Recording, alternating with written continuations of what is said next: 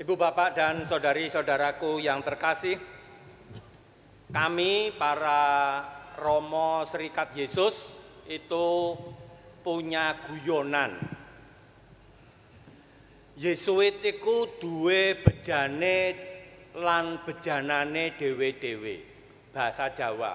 Karena SY itu banyak berkarya di Jawa Tengah, Jakarta, ya, maka kebanyakan dari kami memang orang Jawa, maka namanya SY pun juga sering diplesetkan menjadi Serikat Jawa.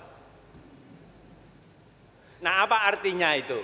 Artinya bahwa kami para Yesuit itu punya nasib dan punya bolnya masing-masing, punya nasib dan punya semacam pekerjaan atau apapun lah masing-masing begitu. Maka seringkali juga ketika saya membantu misa di paroki, lalu banyak pertanyaan, Romo-romo itu dari paroki mana begitu. Ya, saya jelaskan bahwa saya bukan Romo paroki gitu. Loh, ada toh Romo yang bukan di paroki begitu. Saya memang bukan Romo paroki karena saya mengajar di Sanata Dharma. Tetapi kami masing-masing yang ada di paroki ataupun juga yang tidak di paroki pun juga tadi itu punya nasibnya masing-masing. Ada yang berkomentar, enak ya Romo yang tidak di paroki itu begitu. Saya merasa oh ya enak. Kami itu kalau Sabtu Minggu bisa sepedaan, bisa mancing begitu ya. Kalau Romo paroki nggak bisa, sudah nggak bisa. Tetapi Romo paroki itu libur loh sejak Senin sampai Jumat. Lah saya Senin sampai Jumat harus koreksi, harus mengajar, harus macam-macam. Nasibnya masing-masing. Kalau saya ditanya, Romo, berapa banyak umat yang sudah dibaptis oleh Romo? Sejauh saya ingat dan saya tahu, saya itu hanya membaptis ponakan-ponakan saya. Begitu pula kalau saya memberikan sakramen pernikahan, sejauh saya ingat itu ya hanya adik-adik saya dan 3 orang teman dosen di Sanata Dharma. Kalau Romo paroki, oh tak terhitung. Setiap bulan selalu ada baptisan bayi. Setiap Natal dan Paskah selalu ada baptisan besar. Pernikahan hampir setiap minggu mungkin ada. Sekali lagi nasibnya dan bolnya masing-masing. Tentu kita tidak bisa mengatakan mana yang lebih enak. Apakah jadi Romo paroki lebih enak? Apakah jadi Romo seperti saya mengajar begini lebih enak? Kalau jadi Romo itu enak, semua jadi Romo. Kenyataannya kan tidak. Tentu bukan itu maksud saya. Tetapi bahwa bukan soal enak atau enggak enak. Tetapi adalah soal sama seperti yang tadi kita dengar dalam bacaan Injil. Terimalah Roh Kudus, jika kamu mengampuni dosa orang, dosanya diampuni, dan jika kamu menyatakan dosa orang tetap ada, dosanya tetap ada. Ini adalah pekerjaan besar. Tentu saja bukan bagi para Romo sebenarnya, tetapi juga bagi kita semua para murid Yesus. Lalu apa yang ingin kita lakukan dalam kehidupan kita? Yang berikutnya adalah bahwa pengampunan itu membawa damai. Maka apapun pekerjaan kita, apapun nasib kita, katakanlah begitu, apapun bejana kita, wadah kita, apakah aku mampu membawa damai? Apakah aku mampu menjadi utusan-utusan Tuhan?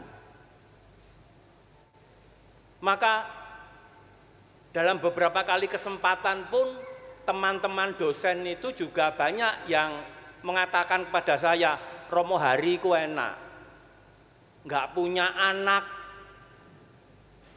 jadi nggak tahu bagaimana cara menghadapi anak yang nakal atau anak yang pada zaman modern seperti ini. Tapi dalam hati saya sendiri juga mengatakan, Bapak Ibu itu teman-teman dosen itu nggak tahu. Kalau saya pulang kerja atau apa, masuk angin, lemes dan sebagainya, nggak ada yang ngeroi. Nggak ada yang mijeti. Nah, kalau Bapak Ibu yang berkeluarga kan bisa, kamu, ini, pijeti Bapak, pijeti Papa. Sekali lagi, bukan soal enak atau tidak enak, tetapi apapun panggilan kita, apapun perutusan kita, entah sebagai ibu rumah tangga, entah sebagai bapak keluarga, entah sebagai pelajar, entah sebagai mahasiswa, entah sebagai karyawan, entah sebagai manajer, entah sebagai direktur, kita semua diutus untuk membawa damai. Apakah dalam kehidupanku, dalam keseharianku, aku mampu membawa damai bagi orang-orang di sekitarku? Dan itulah rahmat Roh Kudus. Maka kalau ada pertanyaan misalkan, kenapa ketika dulu para rasul kok bisa berbicara dalam berbagai macam bahasa, sedangkan kita yang saat ini yang katanya sudah krisma, sudah diberi Roh Kudus, sudah dibaptis, kok hanya bisa bahasa Indonesia? Saya beritahu ya Bapak Ibu ya, saya tinggal di luar negeri itu hampir 12 tahun. Dan saya tidak merasa nyaman di luar negeri itu. Jangan dikira di luar negeri itu menyenangkan. Gak iso ngamuk. Nek ngamuk itu mikir, apa ya bahasa Inggrisnya ya gitu lah. Repot. Lebih enak di Jogja, keluar pastoran ada angkringan. Ke depan sana ada Warmindo, warung mie Indonesia. Ya. Di luar negeri nggak ada. Maka sekali lagi, bukan soal seperti tadi yang dikatakan dalam bacaan pertama. Apakah kita bisa berbahasa ini itu? Ya ada orang yang begitu, bisa begitu. Ada romo yang menguasai banyak bahasa. Bahkan ada salah satu romo Yesuit itu yang tinggal di Vatikan, itu yang menguasai bahasa Aramaik, bahasanya Yesus pada zaman lahir. Dan itu di dunia hanya ada 5 orang. Dinosaurus mereka itu, kami mengatakannya begitu.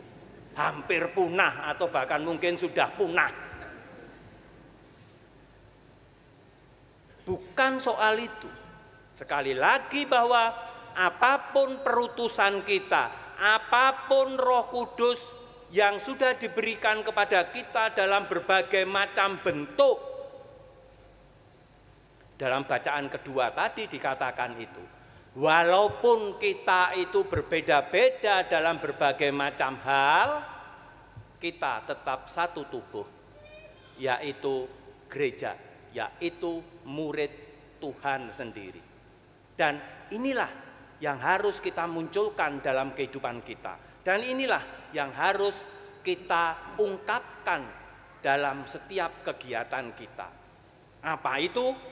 Apakah kita mampu membawa damai bagi orang-orang di sekitar kita? Dan pertanyaan lebih dalam lagi adalah, apakah aku sudah berdamai dengan diriku sendiri? Aku mau mewartakan kegembiraan, kebahagiaan, damai, kalau aku sendiri, kalau kita sendiri tidak pernah bisa berdamai dengan diriku sendiri. Saya kira akan sulit untuk melakukan itu. Lebih konkret lagi adalah, apakah aku bisa bersyukur untuk hidupku? Apakah aku dapat merasakan kehadiran Tuhan dalam setiap kehidupanku? Apakah aku merasakan cinta kasih Tuhan dalam hidup? Bagaimana kita mampu mewartakan cinta kasih Tuhan kalau kita sendiri pun minimal tidak pernah merasakan itu? Maka ya hanya omong tok, maka ya hanya ada di mulut saja, di bibir saja. Tapi apa yang kita omongkan, apa yang kita lakukan akan berbeda. Damai cinta kasih harus muncul dari hati kita. Damai cinta kasih harus ada dalam setiap kehidupan kita, dan itu otentik keluar dari diri kita. Apapun situasi hidup kita, apapun nasib kita, apapun bejana kita, entah besar, entah kecil, apakah kita sebagai murid Tuhan mampu membawa damai, terang, dan cinta kasih? Kita mohon rahmat agar Roh Kudus yang sudah diberikan kepada kita mampu selalu untuk menyemangati hidup kita, agar kita mampu membawa damai, dan juga agar kita dapat terus-menerus bersyukur. Sungguh Allah Maha Baik karena memberikan pendamping, memberikan pembimbing, memberikan pelindung, yaitu Roh Kudus sendiri. Kita mohon rahmat untuk itu.